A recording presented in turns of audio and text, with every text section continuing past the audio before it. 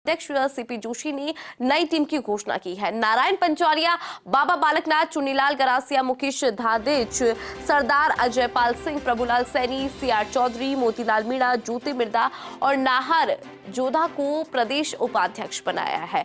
तस्वीरें जरा आप देख लीजिए और ये जो टेलीविजन स्क्रीन पर आप तस्वीर देख पा रहे हैं, ये पूरी जानकारी हम आपको दे रहे हैं क्योंकि ये पूरी लिस्ट आप देख पा रहे होंगे। लिस्ट में किस किस का नाम है वो भी आपको हम लगातार बता रहे हैं। आपको बता दें कि दामोदर अग्रवाल, जितेंद्र गोटवाल, श्रवण सिंह बगड़ी, संतोष अहलावत और ओम प्रकाश भडाना को प्रदेश महामंत्री बनाया है।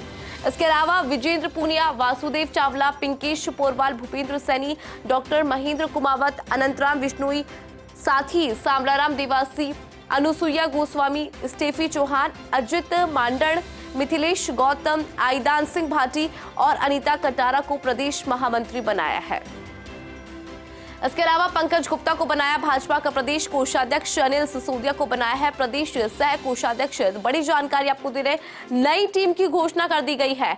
कौन कौन से चेहरे इस नई टीम के अंदर है वो भी हम आपको लगातार बता रहे हैं, साथ ही वो लिस्ट भी हम आपको लगातार दिखा रहे हैं। टेलीविजन स्क्रीन पर आप ये लिस्ट देख पा रहे होंगे। तमाम जो नाम है इस टीम में शामिल है वो लिस्ट भी आपकी टेलीविजन स्क्रीन पर आप देख पा रहे होंगे। आपको जानकारी दे दें, बीजेपी के प्रदेश अध्यक्ष सीपी जोशी ने नई टीम का ऐलान किया है। सीपी जोशी की आवास पर लगा कार्यकर्ताओं का जमावड़ा। और देखिए, सीपी जोशी के आवास की अगर बात करें तो कार्यकर्ताओं का जमावड़ा लगा है।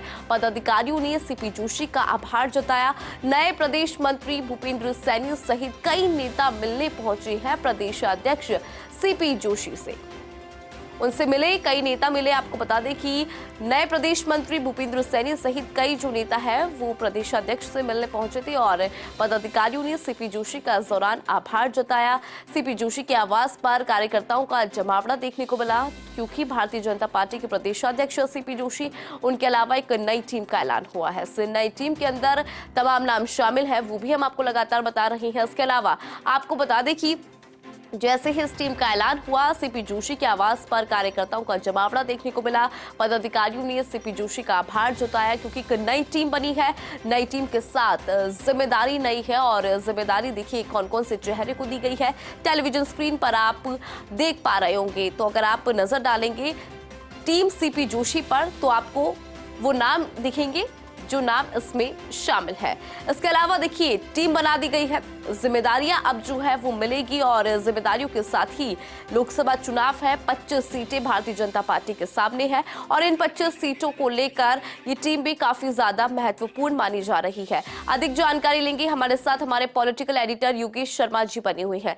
योगेश जी, देखिए, सीपी जोशी भारतीय जनता पार्टी के प्रदेश अध्यक्ष, एक नई टीम का ऐलान उनके द्वारा किया गया है, तमाम नाम इसमें शामिल है। जरा जानकारी आप भी साझा करें योगेश जी। देखिए, पूरी टीम में सबसे बड़ी बात अगर हम देखें तो एक पद एक व्यक्ति सिद्धांत को लागू किया गया है। पुरानी टीम चुनाव से पहले की थी और नई टीम सरकार आने के बाद की। सत्ता और संगठन के बीच में खास तौर से सिद्धांत की पालना की जाती है। जो मंत्री बन गए उनको अब टीम में नहीं रखा गया है। जिया कुमारी, हीरालाल नागर मंत्री बन चुके हैं, जिया कुमारी उप मुख्यमंत्री हैं, तो वहीं हीरालाल नागर ऊर्जा मंत्री हैं। तो एक पद एक व्यक्ति सिद्धांत के तहत नई टीम के अंदर नए लोगों को जोड़ा गया है।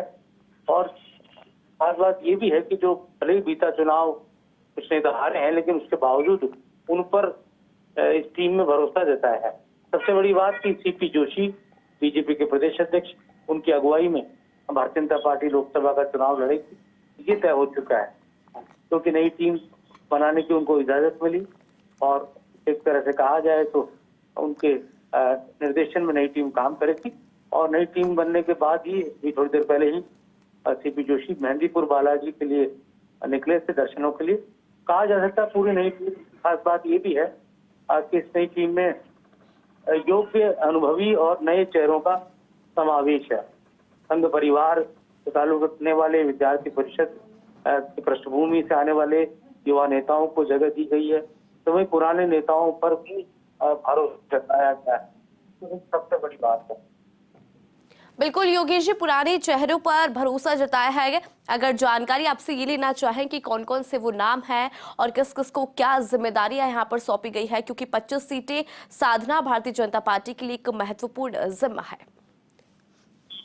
सही है कि 25 सीटों को जीतना एक चुनौतीपूर्ण काम होता है, लेकिन बीजेपी को भरोसा है कि पिछली बार जिस तरह का फिगर रहा था वही फिगर इस बार भी रहने वाला है।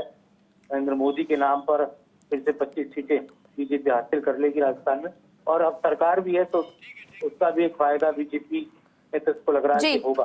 बहरहाल इस पूरी टीम के अंदर कहा जा सकता है कि नए चेहरों की अगर हम बात करें तो अजीत मांडन को दिया गया है, यहाँ पर मिथिलेश गौतम आए हैं नए चेहरे के तौर पर, नाहर सिंह जौदा को बड़ी जिम्मेदारी दी गई है। पुराने चेहरे जो लगातार संगठन के अंदर काम कर रहे हैं, मुकेश दादी और श्रवण सिंह बबड़ी, मोतीलाल मीणा, इन नेताओं पर फिर से भरोसा यहाँ पर जताया गया है। कोषाध्यक्ष पद पर फिर से भरोसा जताया गया है, पंकज गुप्ता को फिर लिया गया है, तो वहीं सह कोषाध्यक्ष पद पर बदलाव हुआ है, वहाँ नए चेहरे को लिया गया है। और जैसा मैंने कहा कि हारे हुए नेता भले चुनाव हार गए लेकिन फिर से उनको टीम में लिया गया है। इनमें संतोष अहलावत है, विधानसभा चुनाव हार गई थी लेकिन उन्हें फिर से नई टीम में महत्वपूर्ण जिम्मेदारी मिली है। तो वहीं प्रभुलाल सैनी जो पूर्व मंत्री रहे हैं उन्हें फिर से उपाध्यक्ष बनाया गया है, उन्हें महत्वपूर्ण जिम्मेदारी मिली है। और साथ ही आदिवासी चेहरे के तौर पर अनीता कटारा जो पहले विधायक रह चुकी सागवाड़ा से, जिनके ससुर कनकमल कटारा सांसद भी हैं, उनको यहाँ पर अनीता को लिया गया है। कृष्णा कटारा की विदाई हुई है, अनीता कटारा की एंट्री हुई है। और साथ ही यहाँ पर पिंकेश पोरवाल जो कि सीपी जोशी के विश्वस्त कहे जाते हैं, उनकी फिर से टीम में वापसी प्रदेश मंत्री के तौर पर हुई है। और जितेंद्र गोठवाल विधायक भी हैं और साथ ही उनको महत्वपूर्ण जिम्मेदारी फिर से संगठन में मिली है, दलित चेहरे के तौर पर उनको देखा जाता है।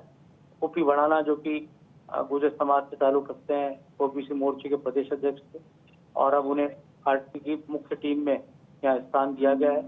और एक सोशल इंजीनियरिंग यहाँ देखने को मिली है, जो मूल ओबीसी के चेहरे हैं, खासतौर से बीजेपी को एक सपोर्ट करते हैं हर चुनाव के अंदर, उन मूल ओबीसी के नेताओं को विशेष तौर पर यहाँ जगह दी गई है, चाहे वो कुम्हार वर्ग से आते हों, चाहे जहांगीर वर्ग से आते हों, चाहे माली वर्ग से आते हों, पूर्व युवा मोर्चा के। बिल्कुल योगेश जी, आपने जानकारी साझा करी, बहुत बहुत शुक्रिया आपका।